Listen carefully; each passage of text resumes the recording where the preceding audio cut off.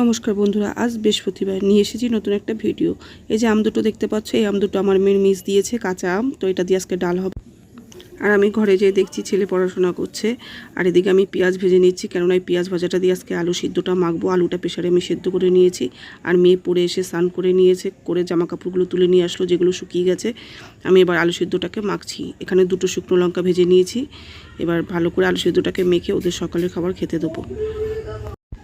এদিকে আমি 2 ভাই বোনের ভাত বেড়ে দিয়েছি, আর আলুর চোখাটা আমি দিয়ে দিচ্ছি ওদেরকে। আর আছে এখানে আম দিয়ে টক ডাল, এই দিয়ে ওরা সকালে খাবে। আমার এখনও রান্নাটা হয়নি, আমার রান্না হয়ে গেলে আমি খাবো। এখন বাজে বেলা 3টে। তো আমরা 3 জনে ঘুমিয়ে পড়েছিলাম, কেননা কালকে রাত্রিবেলা ঘুম হয়নি আমাদের ভালো, খুব গরম ছিল, গরমে ঘুমাতে পারিনি। তো ঘুম থেকে উঠে 2টো ডিমের অমলেট করে নিচ্ছি।